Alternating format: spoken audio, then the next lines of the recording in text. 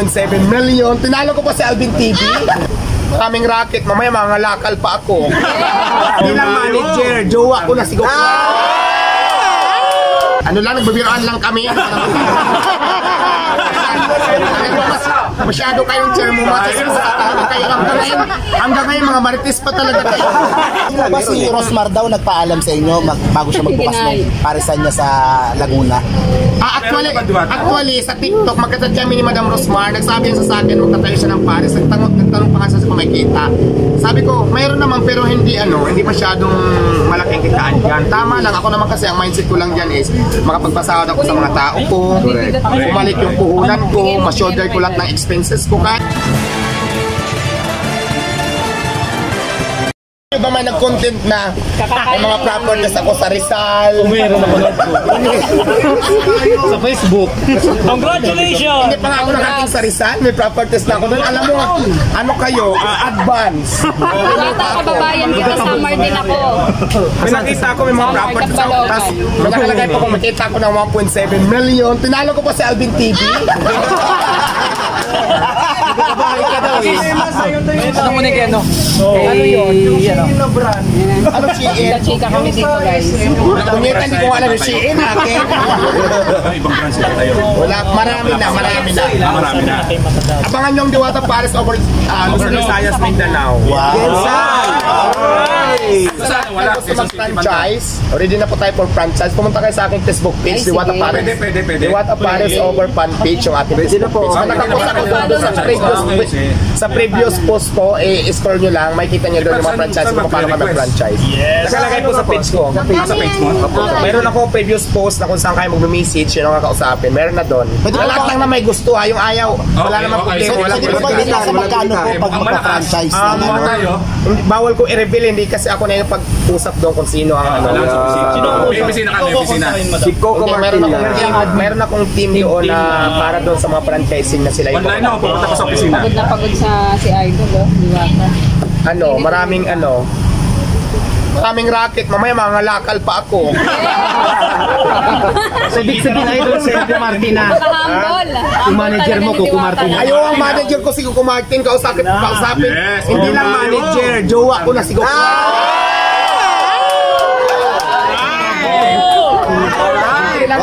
Yes! Yun! Congratulations! Wapa! Hindi lang manager, jowa. Nag-jowa na kami ni Coco Martin. Yes. Paano si Julia Montes doon? Abay kami, abay. Ibig sabihin, yung mga gustong magpa-endorse sa'yo, lahat ng mga product na gusto Hindi naman, pag-usapan na lang maayos, pero di ba, kasi Step by step. Oh, step by step Yung tayo. showbiz career si Coco hawak. So si Coco na rin. hindi naman. Ano lang, nagbabiroan lang kami. Masyado kayong chair mo, hanggang ngayon mga marites pa talaga kayo. Naipost ko na si naipost OG na. Diaz na may kumain ng mga Oh, yun, kasama nakakita ako nun. na hindi daw sa panlasa. Ay, wala akong pakialam sa kanila. Tulad nga sinasabi ko, kung hindi nyo gusto yung pagkain ko, mag-scroll, pumunta sa ibang nagtitinda. Marami naman kami dito nagtitinda, di ba? First time kami na kumain, masarap. Yung pagtitinda ko kasi, hindi ko yung pinipilit. Kung hindi mo gusto, marami naman kainan di ba? Pinay-count na namin, Ang sinasabi masarap. nila na hindi pasok sa panglasa, ay di maghanap ka ng pasok sa panlasa. Problema ba yun? Maghanap ka ng pasok sa panglasa mo. Huwag mo ipilit sa akin kasi yung tindahan ko, hindi ko naman siya pinipilit. Sa may gusto lang. Kita ba? Diba? Maliwanag naman yun eh. Tama. Kaya ang problema, tumikim nga, pinos naman sa susunod. Ang problema kasi kinakal sa social Marami naman yan dito. Sa akin lang talaga, kung hindi mo gusto yung lasa, hindi mo gusto yung tindahan ko, lalong-lalo kung hindi mo gusto.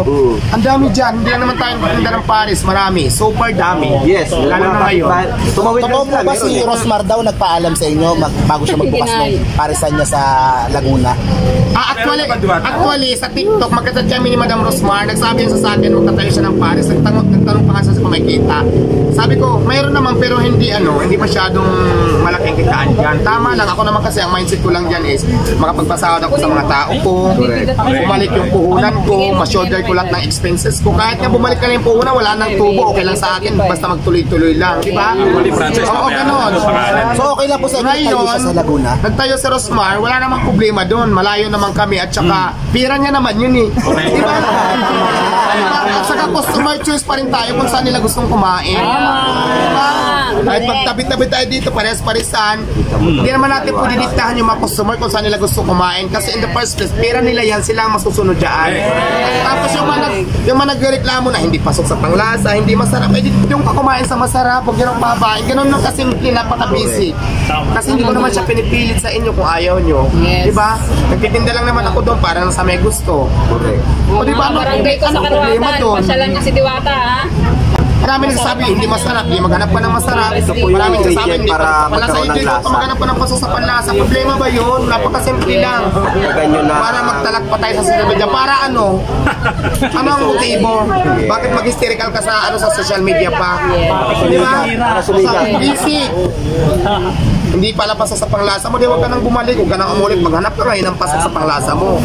Kung nakakain ka na hindi ka nasarapan, di huwag ka nang bumalik, maghanap ka ngayon doon sa masasarap. Kasi hindi ko naman sinasabi na masarap yung pagkain ko. Walang sapilitan, no? Kung nagustuhan nyo, salamat. Kung hindi naman, salamat pa rin dahil nagkaroon kayo ng experience. Kaya naman ako. Kamusta po yung biyahe sa Jensen? Ako export ako lumaban, sa totoo lang. Healthy competition ako lumaban. Ayaw ko lang yung sasaraan pa yung kabila para dumami ang customer ko. Hindi tayo ganun. Gusto ko parehas. At saka, customer pa rin mag-decision kung saan sila gusto kumain. Yun lang. Kamusta po yung biyahe niyo sa Jensen? Thank you. Ay, nag-enjoy ako sa Jinsan. Diyos ko, super perfect. Si Alvin TV, nag-enjoy din ba? Hindi ko alam sa kanya. Iwan ko ba buntot sa akin sa Alvin TV? Iniintriga kayo. Iniintriga kayong dalawa ni Alvin TV. Magjowa kami. Oo, may vlogger na yun ang sinasabi. Ngayon nyo lang ba nalaman? Kaya pala. Ang tagal ko ng jowa si Alvin.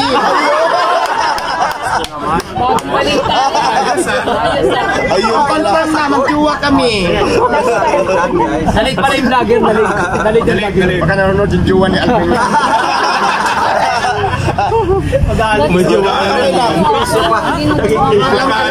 Alam mo mga maritis talaga kayo.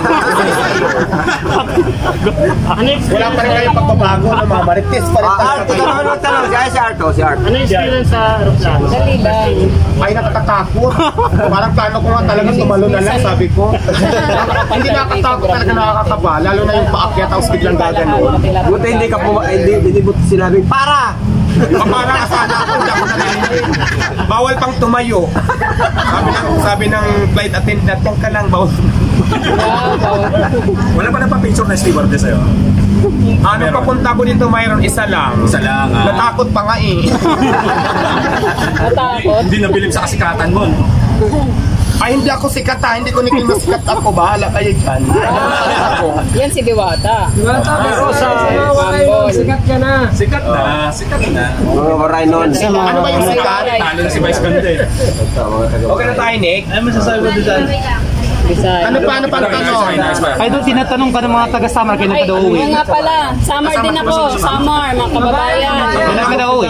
Alam mo sa Jinsan, nakapunta ko ng Jinsan ng hindi nakaplano, biglaan. Pero siyempre, bago ako lumipad ng Jinsan, di man ako lilipad doon ng wala lang. Kinuha nila ako ng plane ticket ng balikan. Plus, diba? Bigyan ako ng datong. Nabigay sa akin na dito nga, hindi ko pakitain dito sa Diwata Paris over ito ng Kabog.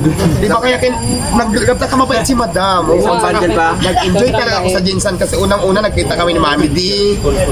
Nakaharap ko nakasama ko yung mayor ng Jinsan. Shout out kay Miss Rolery Pacquiao. Tapos yung may-ari ng tuna si Ma'am Sol. At saka si Ma'am Sara, shout out ang babait nila. Di ba? Para kung mayaman doon, may mga bodyguard pa ako. Kaya ang ganda ng experience ko sa travel ko. Actually, naka-vlog naman, di ba? Napanood mo yung vlog ko. Punta pala kayo sa sa Diwata Paris Overload Official ang ating YouTube channel. Diwata Paris Overload Official. Mayroon tayong followers ngayon na 13 going to 14,000 followers. Bago lang kasi yan eh. Marami kasing fake account na ginagamit yung pangalan ko. So doon tayo sa legit. May kita mo naman yung yung mga upload ko na legit talaga kasi ako na nag-upload. Sa aking YouTube, yun yung ako hanapin kasi maraming fake account. Ang aking YouTube channel ay Diwata Paris Overload Official. Official account. Ayun nakalagay. Ang aking naman Facebook ay Diwata Paris Over Fan Page. Meron na tayo ngayon followers na 700,000 mahigit na. Nasa 750 na yata. So yun yung legit. Diwata Paris Over Fan Page. Akin yung talaga. Doon nyo ako i-follow at doon kayo mag-comment, doon kayo magtanong, doon kayo mag-inquire na kung ano man yung ano nyo. Sige. Basta sa mga mo ito, nagla-live ka lagi Sa TikTok mayroon din ako Diwata Paris Overload Official account. So yun, yung mga channel natin na yun, doon ako nagla-live lagi. Doon ako i-follow.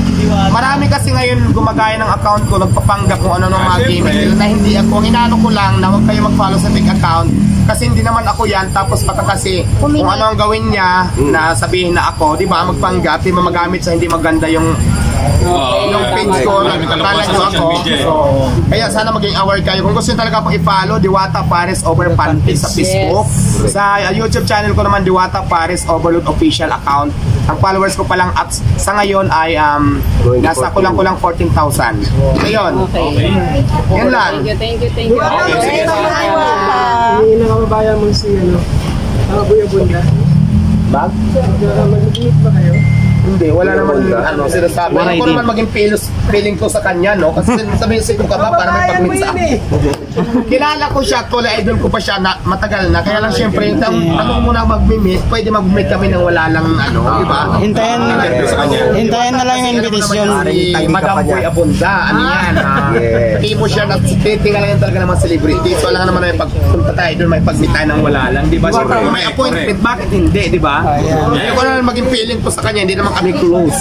Kilala ko siya, hindi ko alam kilala niya ako. Pagkita mo nga yan, bro. Diwata, ano masabi mo dito kasi kumakain mo yan na nag-sama trending na ngayon sa social media. Ay, ano yan? Edited yan. Inagaw mo na doon sila. Hindi ko alam. Pero in fairness, ang galing nag-edit yan. Galing. Ayan, no. Alam nyo, Mimi is Mimi, di ba? Unkabugable, sabi niya. Wait lang.